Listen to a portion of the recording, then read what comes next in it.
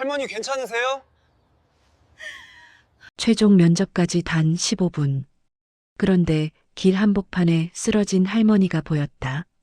나는 그날 인생에서 가장 중요한 선택을 했다.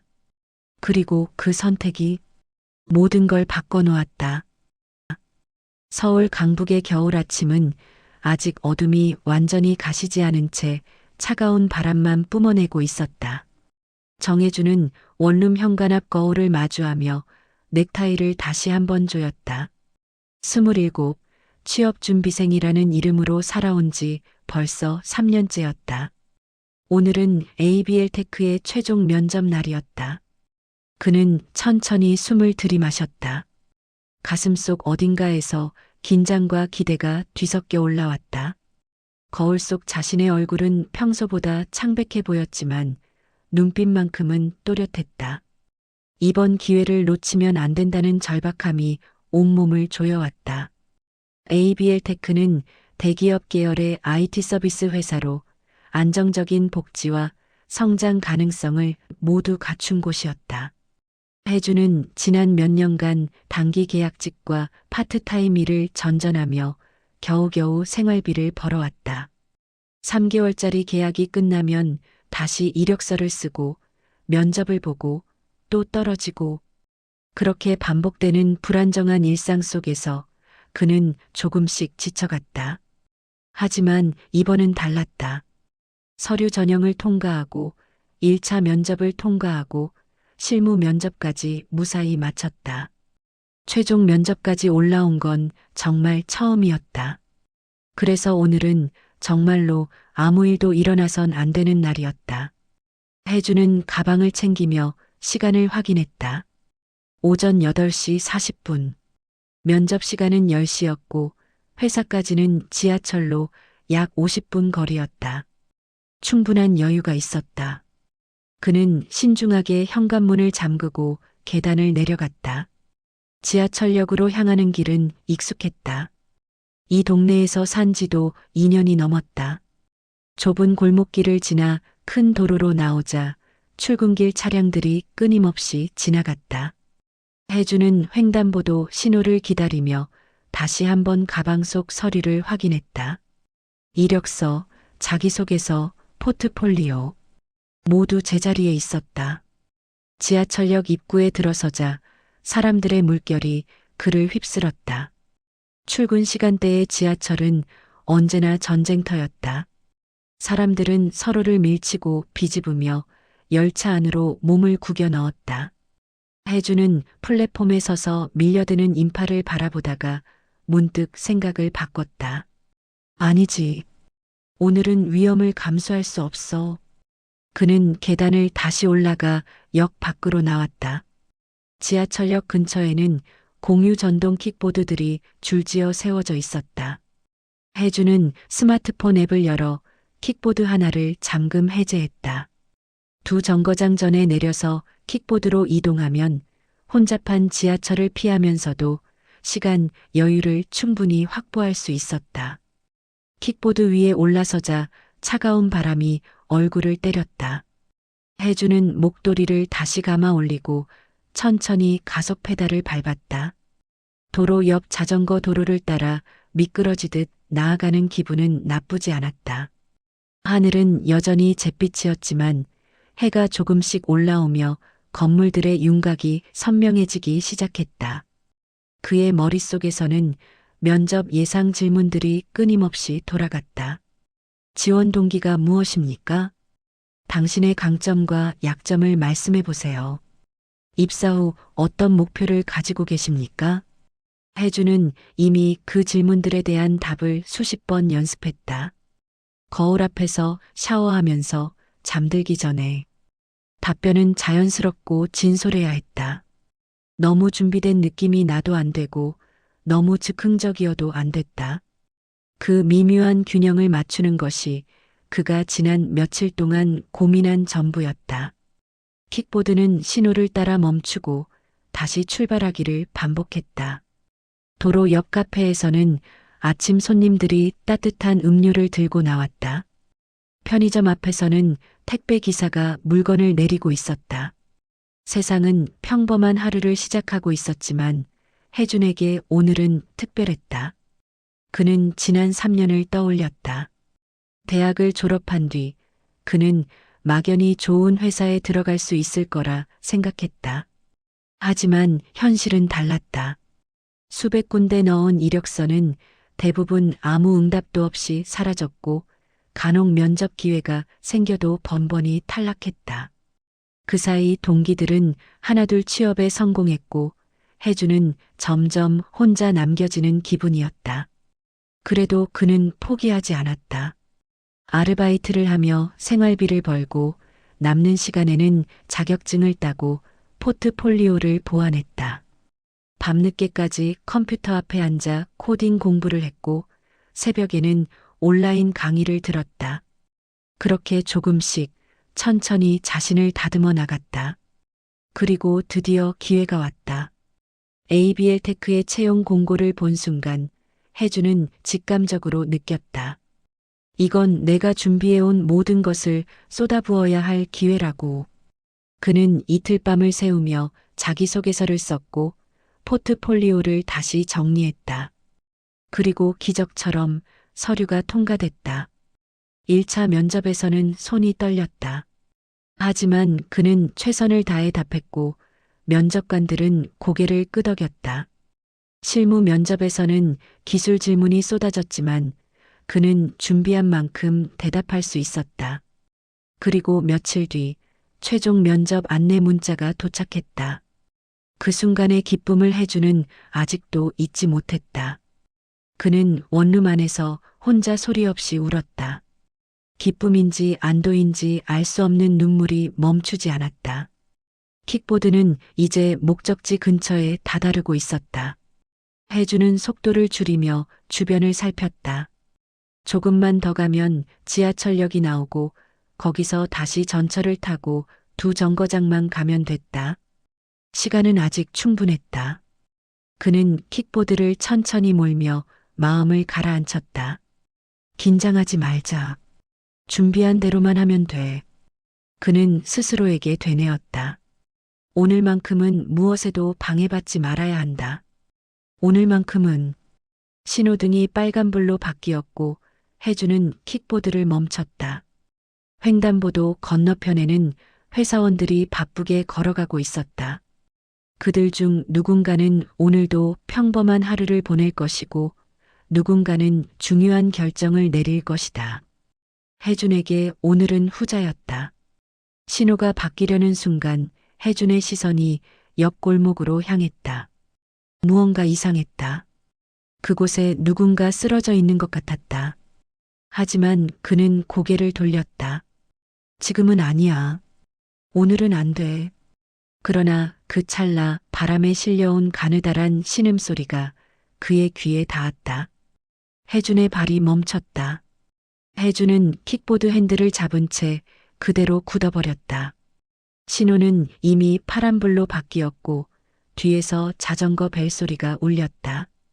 그는 황급히 킥보드를 길 옆으로 빼고 다시 골목 쪽을 돌아봤다. 골목 입구 쪽 담벼락에 기대앉은 사람이 보였다. 얇은 잠바를 입은 노인이었다. 아니, 자세히 보니 할머니였다. 그는 망설였다. 시간을 확인했다. 9시 10분. 아직 여유는 있지만 지금 개입하면 계획이 어긋날 수 있었다. 하지만 발이 움직이지 않았다. 혜주는 깊게 한숨을 내쉬고는 킥보드를 세워두고 골목 안으로 걸어 들어갔다. 가까이 다가가자 할머니의 상태가 더 명확히 보였다. 손에는 금이 간 스마트폰이 들려 있었고 얼굴은 창백했다. 허리를 감싸 쥔 손이 미세하게 떨리고 있었다. 할머니, 괜찮으세요? 혜준의 목소리에 할머니가 고개를 들었다. 그의 눈과 마주친 할머니의 눈빛에는 안도와 당혹감이 뒤섞여 있었다. 아이고, 미안하네. 넘어졌는데 일어나질 못하겠어. 할머니의 목소리는 가늘었지만 또렷했다. 혜주는 재빨리 주변을 살폈다. 골목은 조용했고 다른 사람은 보이지 않았다. 그는 무릎을 굽히고 할머니 옆에 앉았다.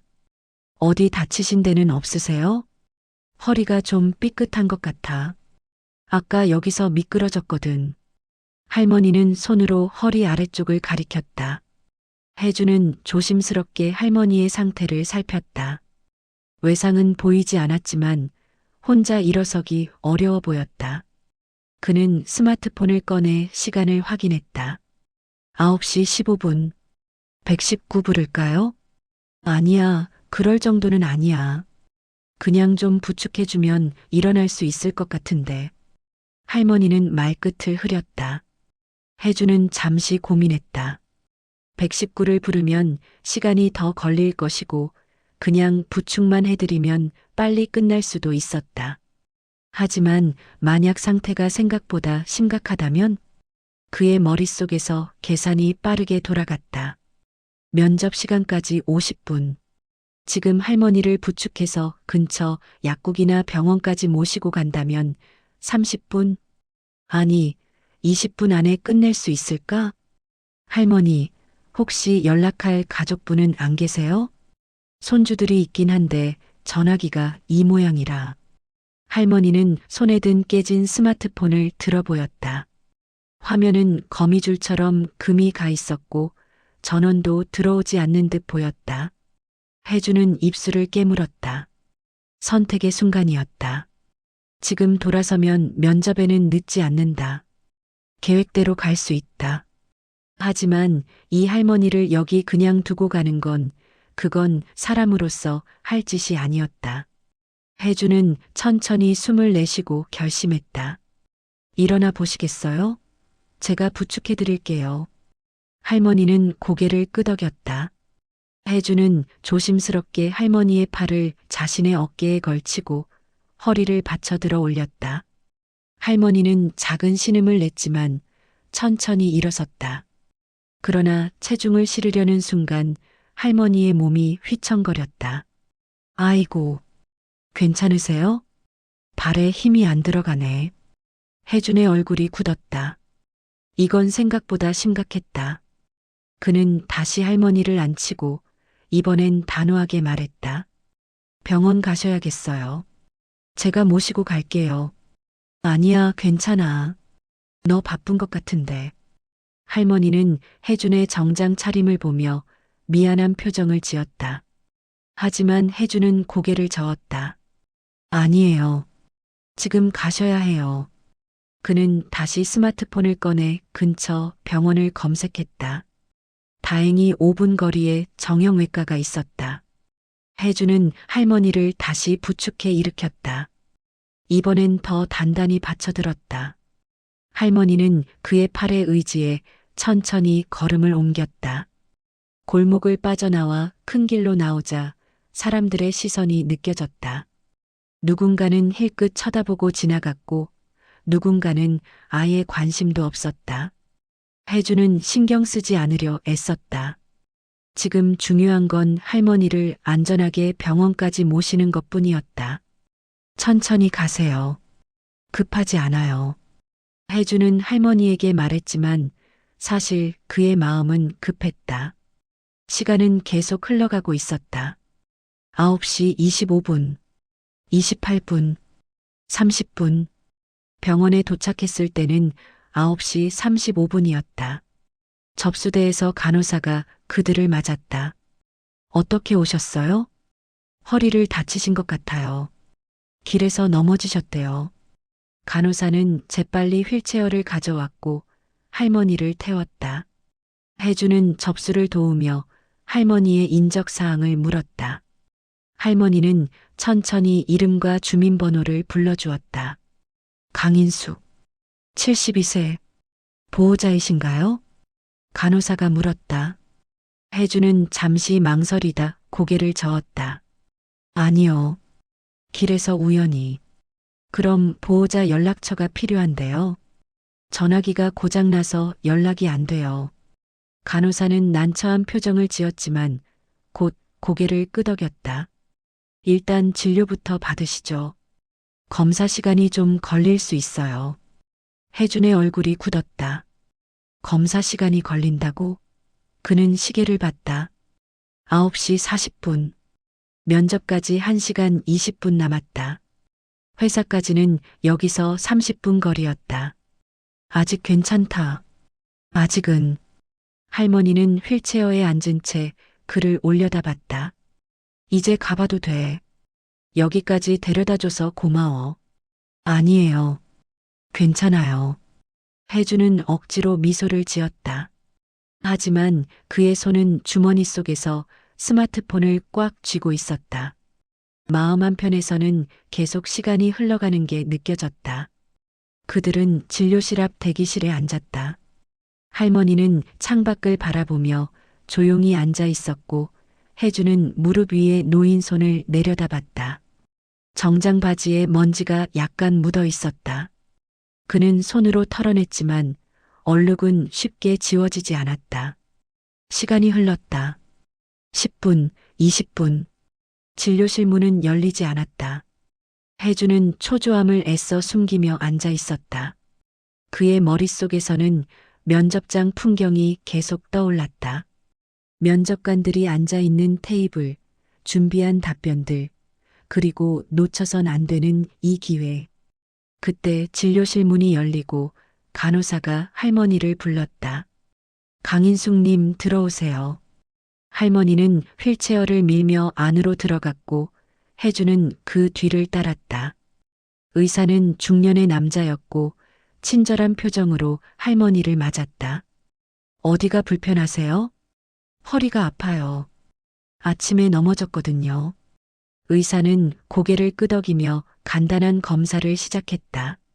할머니의 허리를 눌러보고 다리를 움직여보고 몇 가지 질문을 던졌다. 그러고는 엑스레이 촬영을 지시했다. 뼈에 이상이 있는지 확인해야 할 것 같습니다. 촬영하고 오세요. 혜준의 심장이 철렁 내려앉았다. 엑스레이? 그럼 또 시간이. 할머니는 다시 휠체어를 타고 촬영실로 향했다. 혜준은 복도에 남아 기다렸다. 그는 벽에 기대서서 눈을 감았다. 10시. 면접 시간이었다. 그는 지금 면접장이 아니라 병원 복도에 서 있었다. 그의 가슴 속에서 무언가가 무너져 내리는 기분이었다. 30분이 더 지나고 할머니가 다시 돌아왔다. 의사는 엑스레이 사진을 보며 설명했다. 다행히 골절은 아니에요. 하지만 인대가 늘어난 것 같습니다. 물리치료를 받으시고 일주일 정도는 무리하지 마세요. 할머니는 안도의 한숨을 쉬었다. 혜준도 마찬가지였다. 그러나 그의 안도감은 다른 이유에서였다. 이제 끝났다. 이제 갈 수 있다. 처방전을 받고 병원을 나왔을 때는 10시 40분이었다. 회사까지는 걸어서 15분 거리. 뛰면 10분 안에 도착할 수 있을까? 할머니는 병원 앞에서 그를 붙잡았다. 정말 고마워요. 당신 덕분에 큰일 날 뻔한 걸 면했어. 아니에요. 당연한 일이에요. 혜주는 억지로 웃으며 대답했다. 그러고는 재빨리 인사하고 돌아섰다. 그의 발걸음은 점점 빨라졌고 곧 전력 질주로 바뀌었다. 정장 구두가 아스팔트를 세게 내리쳤다. 숨이 가빠졌다. 땀이 이마를 타고 흘러내렸다. 하지만 그는 멈추지 않았다. 멈출 수 없었다. 회사 건물이 보이기 시작했다. 그는 마지막 힘을 짜내 달렸다. 그리고 마침내 로비에 도착했을 때 시계는 10시 50분을 가리키고 있었다. 12분 늦었다. 혜주는 엘리베이터 앞에서 가쁜 숨을 몰아쉬었다. 거울에 비친 자신의 모습은 처참했다. 땀으로 범벅이 된 얼굴, 흐트러진 넥타이, 먼지 묻은 정장. 그는 천천히 눈을 감았다. 끝났다. 모든 게 끝났다. 그렇게 생각하며 그는 면접장이 있는 층으로 향하는 버튼을 눌렀다. 엘리베이터 문이 열리는 소리가 유난히 크게 들렸다.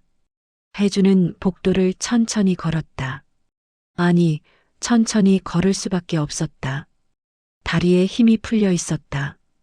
복도 끝에 보이는 면접실 문 앞에서 그는 잠시 멈춰섰다. 손으로 얼굴에 땀을 닦아냈다. 넥타이를 고쳐매고 정장 앞서풀 정리했다. 하지만 거울도 없는 복도에서 할 수 있는 건 그게 전부였다. 그는 깊게 숨을 들이마시고 문을 노크했다. 들어오세요. 차분하지만 날카로운 목소리가 들려왔다. 혜주는 손잡이를 잡았다. 손바닥이 축축했다. 그는 문을 열고 안으로 들어섰다. 면접실 안은 생각보다 넓었다. 긴 테이블 너머로 3명의 면접관이 앉아 있었다. 가운데는 50대 중반으로 보이는 남자, 양옆으로 40대쯤 되는 남녀였다. 그들의 시선이 일제히 혜준을 향했다. 침묵이 흘렀다. 혜준은 그 시선들 속에서 여러 감정을 읽을 수 있었다. 실망, 불쾌함, 의아함. 가운데 앉은 남자의 눈썹이 미세하게 찌푸려졌고 왼쪽 여자 면접관은 손목 시계를 힐끗 쳐다봤다. 오른쪽 남자 면접관은 서류를 넘기는 손길을 멈추고 팔짱을 꼈다. 정혜준 씨 맞습니까? 가운데 면접관이 물었다. 목소리는 차가웠다. 네, 맞습니다. 혜준은 최대한 침착하게 대답했다. 하지만 그의 목소리는 떨리고 있었다. 지금 몇 시인지 아십니까? 죄송합니다. 혜준은 고개를 숙였다. 더 이상 할 말이 없었다. 면접 시간은 10시였습니다. 정혜준 씨는 10시 15분에 도착하셨네요. 여자 면접관이 말했다. 그의 목소리에는 명백한 불만이 담겨 있었다. 저희가 한 분을 위해 15분을 기다렸습니다. 다른 지원자들은 모두 정시에 도착했고요. 혜주는 아무 말도 할 수 없었다. 변명처럼 들릴까봐, 더 화를 돋울까봐 두려웠다.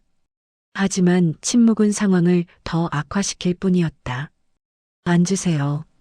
가운데 면접관이 짧게 말했다. 혜주는 테이블 앞 의자에 앉았다. 그제야 자신의 상태가 더 명확히 느껴졌다. 셔츠는 땀으로 등에 달라붙어 있었고 구두 한쪽 뒤꿈치에는 물집이 생긴 듯 쓰라렸다. 정장 바지 무릎 부분에는 얼룩이 남아 있었다. 늦은 이유를 말씀해 주시겠습니까? 오른쪽 면접관이 물었다.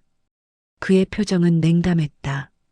혜주는 입술을 깨물었다. 말해야 할까, 말지 말아야 할까? 하지만 거짓말은 할 수 없었다. 그는 천천히 입을 열었다. 오는 길에 할머니 한 분이 쓰러져 계셨습니다. 면접관들의 표정이 미묘하게 변했다. 여자 면접관의 눈썹이 올라갔고 오른쪽 남자는 팔짱을 더 단단히 꼈다. 가운데 면접관은 무표정했다. 그래서요? 도와드릴 수밖에 없었습니다. 혼자서는 일어나지 못하셨고 연락할 방법도 없으셨습니다. 병원까지 모시고 갔습니다. 혜주는 담담하게 말했다. 하지만 그의 손은 무릎 위에서 떨리고 있었다. 전화는 안 하셨나요? 지각할 것 같으면 미리 연락을 했어야죠. 여자 면접관이 말했다. 혜주는 고개를 숙였다. 생각이 거기까지 미치지 못했습니다. 그냥 빨리 처리하면 될 거라고 생각했습니다. 그 판단이 잘못됐다는 걸 이제 아시겠죠? 오른쪽 면접관이 냉정하게 말했다. 혜주는 아무 대답도 하지 못했다. 침묵이 다시 흘렀다. 면접관들은 서로 눈빛을 교환했다. 혜주는 그 시선들 사이에서 자신의 운명이 결정되는 걸 느낄 수 있었다. 그들의 눈빛은 이미 결론을 내린 것처럼 보였다. 정혜준 씨. 가운데 면접관이 입을 열었다. 저희는 오늘 이 자리에서 여러 지원자를 만났습니다. 모두 이 기회를 간절히 원하는 사람들이었고 정시에 도착했습니다. 그런데 정혜준 씨는 늦었어요. 이유야 어찌됐든 결과적으로는 약속을 지키지 못한 겁니다. 혜주는 고개를 들어 면접관을 바라봤다. 그의 눈빛은 단호했다. 죄송합니다. 혜주는 다시 한번 말했다. 하지만 그것만으로는 부족하다는 걸 알고 있었다.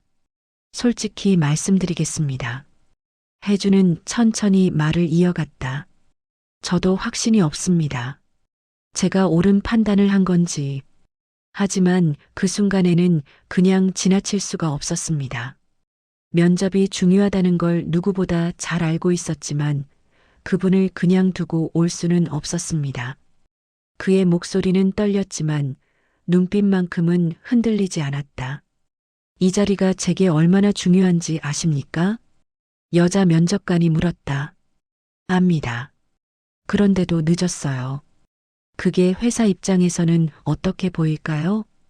혜주는 잠시 침묵했다. 그리고 천천히 대답했다. 신뢰를 잃었다고 생각하실 겁니다. 책임감이 없다고 판단하실 수도 있습니다. 그리고 그건 맞는 말씀입니다. 면접관들은 놀란 듯 혜준을 바라봤다. 그는 계속 말을 이어갔다.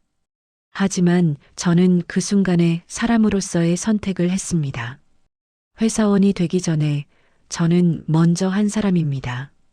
그리고 그 사람으로서 할 수 있는 일을 했습니다. 그게 변명이 될 것 같습니까? 오른쪽 면접관이 날카롭게 물었다. 아니요. 혜주는 고개를 저었다. 변명이 아닙니다. 그냥 사실입니다. 침묵이 흘렀다. 길고 무겁게. 혜주는 자신의 심장 소리가 들릴 것만 같았다. 면접관들은 다시 서로 눈빛을 교환했다. 가운데 면접관이 서류를 넘기며 말했다. 정혜준 씨의 포트폴리오는 훌륭합니다. 1차 면접과 실무 면접에서도 좋은 평가를 받으셨고요. 잠시 멈춤이 있었다.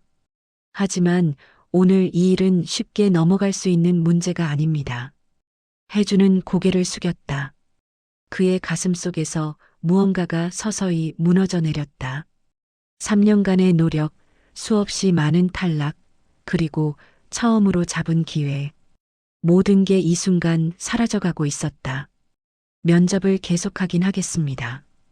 여자 면접관이 말했다. 하지만 결과는 장담할 수 없습니다. 혜주는 고개를 끄덕였다. 그는 이미 알고 있었다. 이 면접은 형식일 뿐이라는 걸, 결과는 이미 정해졌다는 걸. 첫 질문 드리겠습니다. 우리 회사에 지원한 동기가 무엇입니까? 가운데 면접관이 물었다. 혜주는 준비했던 답변을 떠올렸다. 머릿속에 정리해둔 문장들이 하나씩 떠올랐다. 하지만 입에서 나오는 건 그 문장들이 아니었다.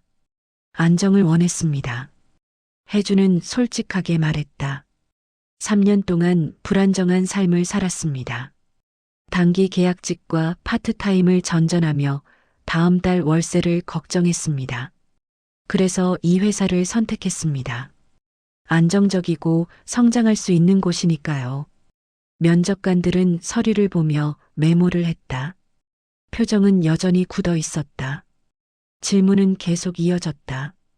강점과 약점, 입사 후 목표, 팀워크 경험. 혜주는 최선을 다해 답했다. 하지만 면접관들의 반응은 차가웠다. 고개를 끄덕이는 사람도 없었고 미소 짓는 사람도 없었다. 시간이 흘렀다. 20분, 30분. 면접은 기계적으로 진행됐다. 혜주는 답하고 면접관들은 메모했다. 그게 전부였다. 마지막 질문입니다. 가운데 면접관이 말했다. 오늘 일을 후회하십니까? 혜주는 잠시 망설였다. 그리고 천천히 대답했다. 후회는 하지 않습니다. 왜죠? 제가 한 선택이 옳았다고 생각하기 때문입니다. 비록 결과는 좋지 않았지만 그 순간에는 그게 맞는 일이었습니다. 면접관들은 아무 말도 하지 않았다. 그저 서류를 정리할 뿐이었다. 면접 종료하겠습니다. 결과는 일주일 내로 통보하겠습니다. 가운데 면접관이 말했다. 혜주는 자리에서 일어났다. 그리고 깊게 허리를 숙여 인사했다. 감사합니다. 그는 문을 열고 밖으로 나왔다. 복도는 텅 비어 있었다. 혜주는 벽에 기대서서 천천히 숨을 내쉬었다. 그의 눈가가 뜨거워졌다. 끝났다. 정말로 모든 게 끝났다. 그는 엘리베이터를 타고 로비로 내려왔다. 밖으로 나오자 차가운 바람이 얼굴을 때렸다. 하늘은 여전히 잿빛이었다. 혜주는 걸었다. 어디로 가는지도 모른 채 그냥 걸었다. 주머니 속 스마트폰이 울렸다. 그는 꺼내보지 않았다. 누구든 무슨 일이든 지금은 중요하지 않았다. 그렇게 한참을 걷다가 그는 어느 공원 벤치에 앉았다. 오전의 공원은 한산했다. 몇몇 노인들이 산책을 하고 아이를 데리고 나온 엄마가 그네를 밀어주고 있었다. 혜주는 하늘을 올려다봤다. 구름 사이로 햇빛이 조금씩 스며들고 있었다. 그는 스스로에게 물었다. 잘못된 선택이었을까? 그리고 답했다. 아니, 후회는 없다. 그 대답만큼은 확실했다. 혜주는 벤치에서 한참을 앉아 있었다. 시간이 얼마나 흘렀는지 알 수 없었다. 그저 멍하니 앞을 바라보고 있을 뿐이었다. 차가운 바람이 불어왔지만 그는 일어날 생각을 하지 못했다. 주머니 속 스마트폰이 다시 울렸다. 이번엔 꺼내봤다. 어머니였다. 혜주는 화면을 바라보다가 전화를 받지 않았다. 지금 어머니 목소리를 들으면 무너질 것 같았다. 그는 천천히 일어섰다. 집으로 돌아가야 했다. 그리고 다시 시작해야 했다. 이력서를 쓰고 자기소개서를 다듬고 또다시 수백 군데에 지원하는 일을. 공원을 나와 큰 길로 향하는데 뒤에서 차 한 대가 천천히 다가왔다. 검은색 세단이었다. 차는 혜준 옆에 멈춰 섰고 뒷좌석 창문이 내려갔다. 정혜준 씨? 익숙한 목소리였다. 혜준은 고개를 돌렸다. 그리고 눈이 커졌다. 차 안에는 아까 그 할머니가 앉아 있었다. 하지만 모습이 달랐다. 병원에서 봤던 얇은 잠바 대신 단정한 코트를 입고 있었고 머리도 깔끔하게 정돈되어 있었다. 무엇보다 표정이 달랐다. 아까의 고통스러운 얼굴 대신 차분하고 단단한 눈빛이 그를 바라보고 있었다. 할머니 괜찮으세요? 혜주는 놀라서 물었다. 덕분에 괜찮아요. 타세요. 잠깐 이야기 좀 합시다. 할머니의 목소리는 부드러웠지만 어딘가 권위가 느껴졌다. 혜주는 망설였다. 하지만 거절할 이유도 없었다. 그는 차에 올라탔다. 차 안은 고급스러웠다. 가죽 시트에서 은은한 향이 났고 실내는 따뜻했다. 운전석에는 정장 차림의 운전기사가 앉아 있었다. ABL 테크 본사로. 할머니가 조용히 말했다. 혜준의 눈이 다시 커졌다. ABL 테크요? 네. 거기 면접 보러 가셨죠? 할머니는 미소 지으며 말했다. 혜준은 당황스러웠다. 어떻게 아세요? 제가 그 회사 사람이거든요. 할머니는 담담하게 말했다. 혜준의 머릿속이 복잡해졌다. 그 회사 사람? 그럼 면접관? 아니면 직원? 하지만 나이를 보면 제 소개를 제대로 안 했네요. 저는 강인숙입니다. ABL 테크 고문이에요. 그리고 할머니는 잠시 말을 멈췄다. 오늘 아침 당신이 도와준 사람이고요. 혜주는 아무 말도 할 수 없었다. 고문? ABL 테크에. 차는 도로를 달렸다. 혜주는 창밖을 바라봤다. 익숙한 풍경이 지나갔다. 그리고 다시 그 건물 앞에 도착했다. ABL 테크 본사. 내리시죠. 할머니가 말했다. 혜주는 멍한 상태로 차에서 내렸다. 할머니도 내렸다. 아까와 달리 걸음걸이가 안정적이었다. 허리를 다쳤다던 사람 같지 않았다. 로비로 들어서자 직원들이 일제히 고개를 숙여 인사했다. 안녕하십니까, 이사님. 이사님? 혜준의 머릿속이 더 복잡해졌다. 할머니는 직원들에게 가볍게 고개를 끄덕이고는 엘리베이터로 향했다. 혜준은 멍하니 그 뒤를 따랐다. 엘리베이터는 최상층으로 향했다. 문이 열리자 넓은 복도가 나타났다. 끝에는 회장실이라고 쓰인 문이 보였다. 하지만 할머니는 그 옆에 다른 문으로 들어갔다. 고문실이라는 명패가 붙어 있었다. 들어오세요. 할머니가 말했다. 혜주는 조심스럽게 안으로 들어갔다. 사무실은 넓고 깔끔했다. 큰 책상과 소파, 그리고 벽면을 가득 채운 책들. 창밖으로는 서울 시내가 한눈에 내려다 보였다. 앉으세요. 할머니는 소파를 가리켰다. 혜주는 앉았다. 할머니는 맞은편에 앉으며 차분하게 말했다. 오늘 아침 일 정말 고마웠어요. 아니에요. 당연한 일이었습니다. 혜주는 고개를 저었다. 할머니는 잠시 그를 바라보다가 물었다. 면접은 어땠나요? 혜준의 얼굴이 굳었다. 그는 대답하지 못했다. 할머니는 그 침묵을 이해한 듯 고개를 끄덕였다. 늦었죠? 네. 얼마나? 50분요. 할머니는 한숨을 쉬었다. 그리고 조용히 말했다. 미안해요. 내 때문에. 아닙니다. 혜주는 재빨리 말했다. 제 선택이었습니다. 할머니 잘못이 아닙니다. 할머니는 혜준을 오래 바라봤다. 그 눈빛 속에는 여러 감정이 섞여 있었다. 안타까움, 미안함, 그리고 뭔가 다른 것. 당신 같은 사람이 필요해요. 할머니가 갑자기 말했다. 네, 우리 회사에. 혜주는 어리둥절했다. 할머니는 계속 말을 이어갔다. 요즘 젊은이들 보면 다들 똑똑하고 능력 있어요. 하지만 뭔가 부족한 게 느껴져요. 사람에 대한 마음, 그게 없어요. 할머니는 창밖을 바라봤다. 능력은 회사가 키워줄 수 있어요. 경험도 쌓을 수 있고 기술도 배울 수 있죠. 하지만 사람됨은 가르칠 수 없어요. 그건 이미 그 사람 안에 있는 거니까. 혜주는 할머니의 말을 조용히 들었다.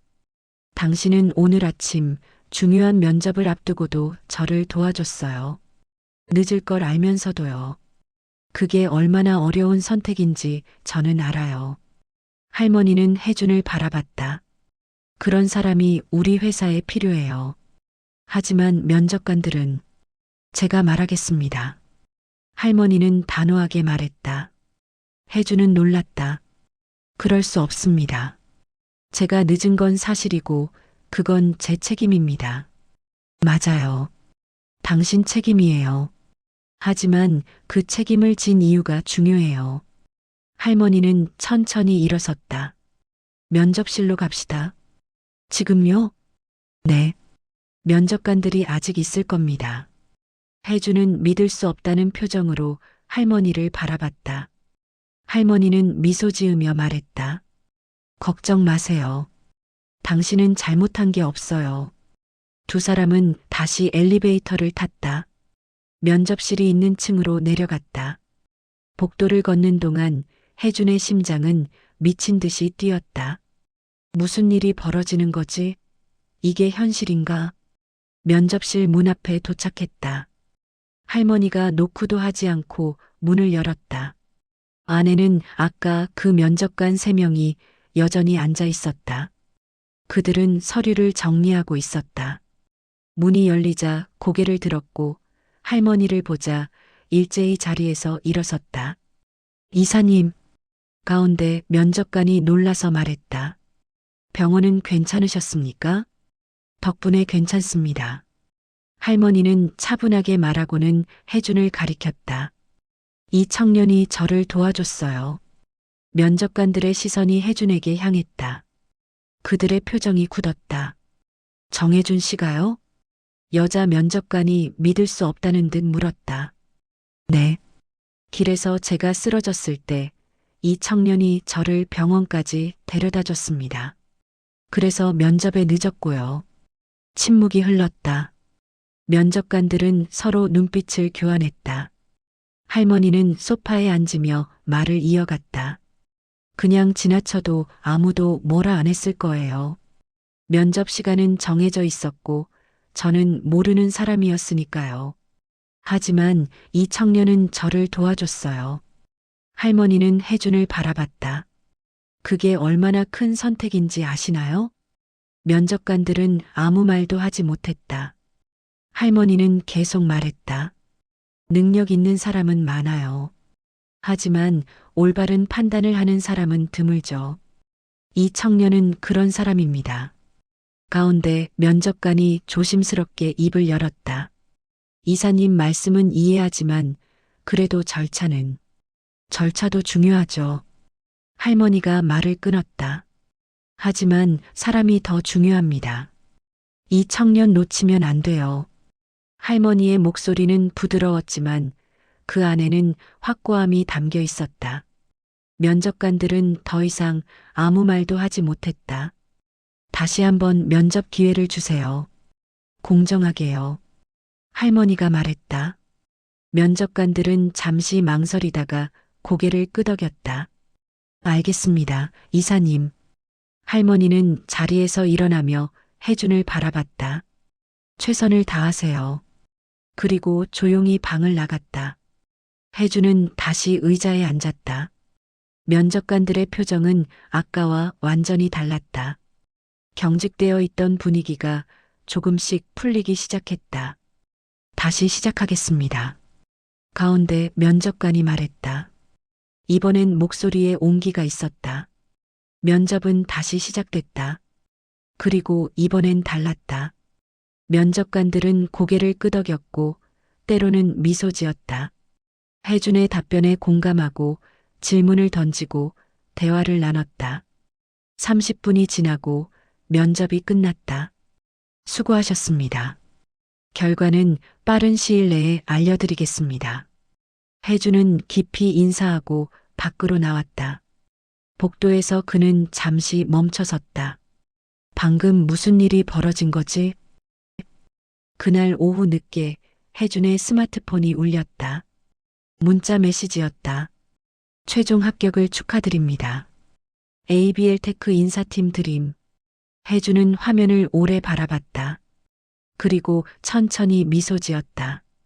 길거리에서의 짧은 선택이 인생의 문을 열어준 것이다.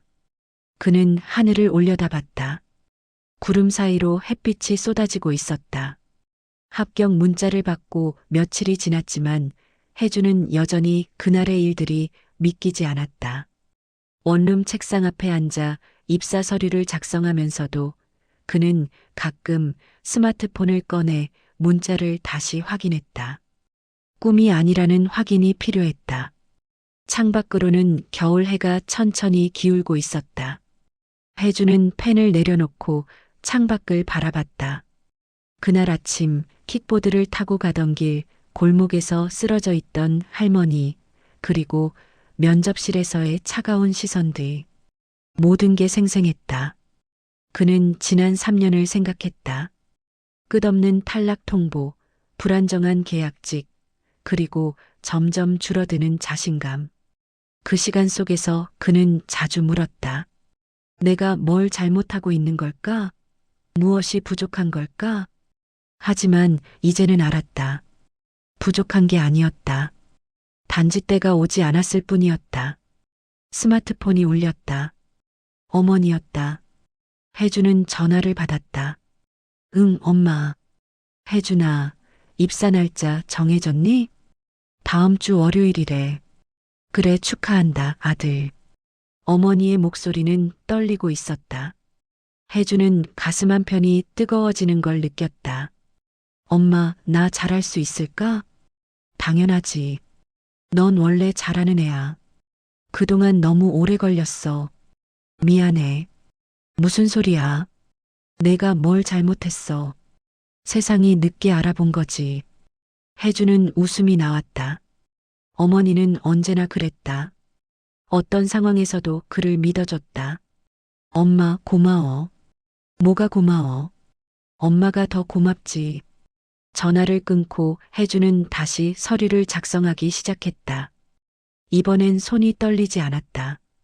입사 첫날 혜주는 일찍 일어났다.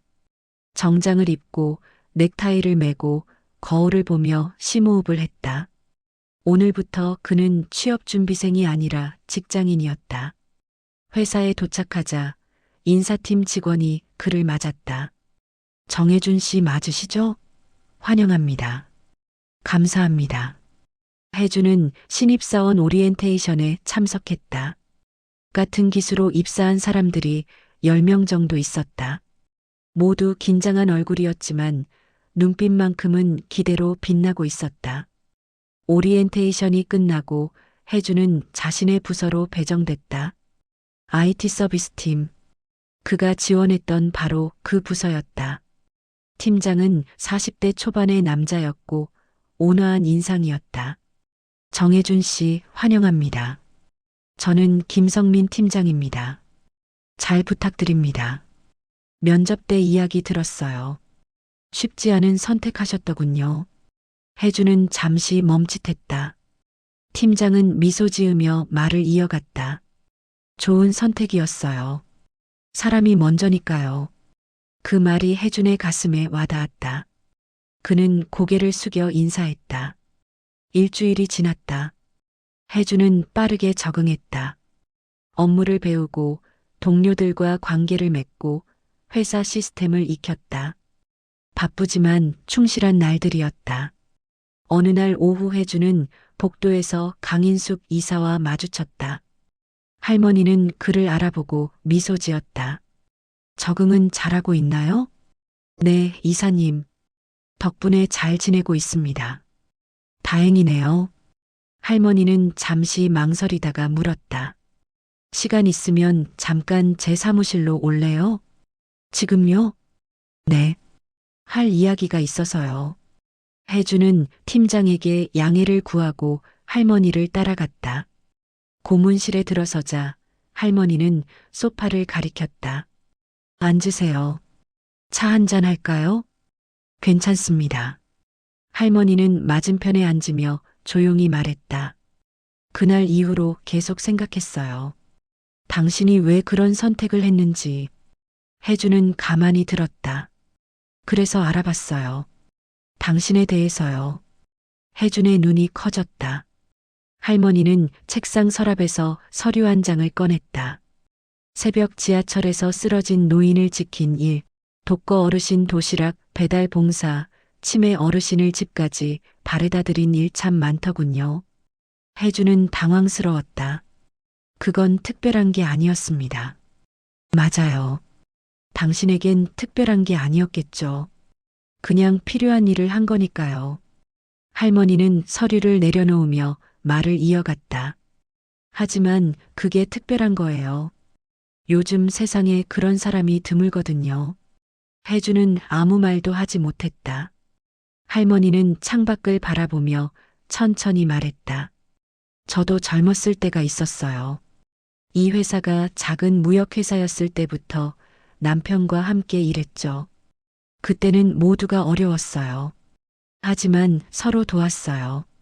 이웃이 어려우면 함께 나눴고 누가 쓰러지면 함께 일으켜 세웠죠. 할머니는 혜준을 바라봤다. 지금은 그런 게 사라진 것 같아요. 다들 바쁘고 여유가 없고 자기 일로 충분하니까요. 이사님도 그렇게 사셨나요? 혜준이 조심스럽게 물었다. 할머니는 고개를 끄덕였다. 그러려고 했어요. 항상은 아니었지만요. 할머니는 잠시 말을 멈췄다가 이어갔다. 그래서 당신이 더 고마웠어요. 잊고 있던 걸 떠올리게 해줬거든요. 혜주는 가슴이 뭉클해지는 걸 느꼈다. 저는 그냥 할 수 있는 일을 했을 뿐입니다. 그래요. 그게 중요한 거예요. 할머니는 자리에서 일어나며 말했다. 이 회사에서 오래 일했으면 좋겠어요. 당신 같은 사람이 필요하니까요. 최선을 다하겠습니다. 혜주는 깊이 인사하고 사무실을 나왔다. 복도를 걸으며 그는 자신의 선택이 옳았다는 확신이 들었다. 그날 저녁 강인숙 이사는 집으로 돌아가는 차 안에서 조용히 창밖을 바라봤다. 서울의 야경이 흘러갔지만 그의 시선은 어딘가 먼 곳을 향하고 있었다. 비서가 조심스럽게 물었다. 이사님, 괜찮으십니까? 응, 괜찮아. 하지만 그의 마음은 복잡했다. 혜준이라는 청년을 만난 이후 자꾸만 오래전 일들이 떠올랐다. 젊은 시절 회사가 어려웠을 때, 남편과 함께 밤늦게까지 일하던 때, 그때는 돈이 없어도 마음만은 풍족했다. 어려운 직원이 있으면 함께 나눴고 누군가 힘들어하면 손을 내밀었다. 하지만 회사가 커지면서 무언가가 변했다. 숫자가 중요해졌고 효율이 우선이 됐다. 사람보다 성과가, 마음보다 결과가 앞서기 시작했다. 그리고 어느새 그것이 당연해졌다. 혜준을 만나기 전까지는. 그날 아침 골목에 쓰러져 있을 때 강인숙은 사실 두려웠다. 아무도 자신을 알아보지 못할 거라는 게 아니라 아무도 도와주지 않을 거라는 게 두려웠다. 수십 명이 지나갔다. 누군가는 힐끗 쳐다보고 누군가는 아예 외면했다. 그때 혜준이 멈춰섰다. 정장 차림의 젊은이가 무릎을 굽히고 걱정 어린 눈빛으로 자신을 바라봤다. 그 순간 강인숙은 알았다. 이 청년은 다르다고. 집에 도착하고 강인숙은 서재로 들어갔다. 책장 한편에는 오래된 사진들이 놓여 있었다. 남편과 함께 찍은 사진, 회사 창립 때 직원들과 찍은 사진, 그리고 젊은 시절 자신의 모습. 그는 한 장의 사진을 오래 바라봤다. 40년 전 겨울, 눈 내리는 거리에서 넘어진 노인을 부축하고 있는 자신의 모습이었다. 누군가 우연히 찍어준 사진이었다. 나도 그랬었지. 강인숙은 조용히 중얼거렸다. 그는 책상에 앉아 오래된 일기장을 꺼냈다. 페이지를 넘기다가 한 구절에서 멈췄다. 오늘 길에서 할머니를 도와드렸다. 장을 보고 오시다가 넘어지셨다고 한다. 집까지 모셔드렸다. 늦어서 남편이 걱정했지만 후회는 없다. 사람이 먼저니까. 강인숙은 천천히 미소 지었다. 젊은 시절 자신의 글씨가 낯설면서도 반가웠다. 다음 날 강인숙은 회사에서 임원회의를 소집했다. 팀장급 이상이 모두 모였다.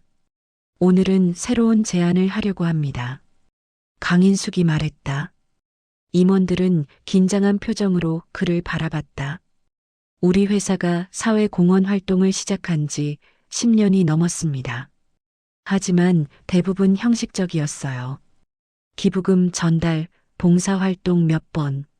그게 전부였죠. 임원들은 고개를 끄덕였다. 이제는 달라져야 합니다. 진짜 도움이 필요한 곳에 진심을 담아 손을 내밀어야 해요. 강인숙은 자료를 나눠주며 말을 이어갔다.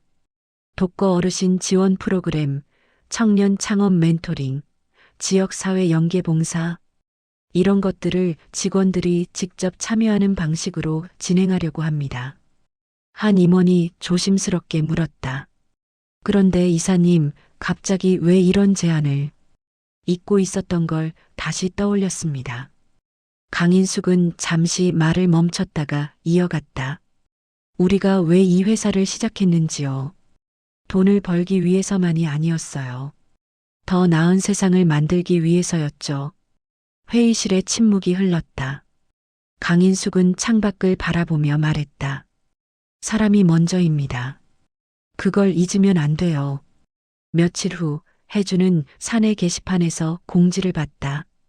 새로운 사회공헌 프로그램 모집이었다. 독거 어르신 방문, 청소년 멘토링, 지역 봉사 등 다양한 활동이 나열되어 있었다. 동료 한 명이 옆에서 말했다. 이사님이 직접 주도하신 프로그램이래. 전에 없던 건데. 혜주는 게시판을 보며 가만히 웃었다. 왜인지 모르게 그날 아침 할머니를 도왔던 순간이 떠올랐다. 점심시간 혜주는 구내식당에서 밥을 먹고 있었다. 옆 테이블에서 선배 직원들이 이야기하는 소리가 들렸다. 요즘 이사님 많이 바뀌신 것 같아. 전에는 좀 차가우셨는데. 그러게. 회의 때도 사람 이야기를 먼저 하시더라고. 뭔가 계기가 있었나 봐. 혜주는 그 대화를 들으며 밥을 씹었다. 계기. 혹시 그날 아침 일 때문일까? 아니겠지. 그냥 우연의 일치겠지. 하지만 마음 한편에서는 작은 뿌듯함이 올라왔다. 한 달이 지났다. 혜주는 회사 생활에 완전히 적응했다. 업무도 익숙해졌고 동료들과의 관계도 좋았다. 무엇보다 매일 아침 출근할 때 불안하지 않았다. 안정적이었다. 어느 금요일 오후 팀 회식이 있었다. 팀원들은 회사 근처 식당에 모였다. 분위기는 화기애애했다. 식사 중 팀장이 혜준에게 물었다. 혜준 씨, 회사 생활 어때요? 적응 잘 됐어요? 네, 팀장님. 잘 지내고 있습니다. 다행이네요. 처음에 좀 걱정했거든요. 걱정요? 면접 때 일 말이에요. 사실 그때 분위기가 안 좋았잖아요. 혜주는 웃으며 대답했다. 그래도 결과가 좋았으니까요. 그건 혜준 씨가 옳은 선택을 했기 때문이에요. 팀장은 진지하게 말했다. 사람이 먼저예요. 그걸 아는 사람이 결국 성공해요. 그 말이 혜준의 가슴에 깊이 새겨졌다. 저녁 늦게 혜준은 집으로 돌아가는 지하철에 앉아 있었다. 창밖으로 어두운 터널이 흘러갔다. 그는 스마트폰을 꺼내 그날 아침 할머니와 찍었던 사진을 봤다. 아니, 사진은 없었다. 하지만 기억은 선명했다. 골목에 쓰러져 있던 할머니, 병원까지 가는 길, 그리고 면접실에서의 긴장. 모든 순간이 그를 지금 이 자리에 있게 만들었다. 혜주는 조용히 생각했다. 만약 그날 그냥 지나쳤다면 면접에는 늦지 않았을 것이다. 하지만 합격했을까? 아니, 그보다 중요한 건 스스로를 마주볼 수 있었을까? 그는 고개를 저었다. 후회는 없었다. 지하철이 역에 도착하고 혜주는 내렸다. 집으로 가는 길 그는 편의점에 들렀다.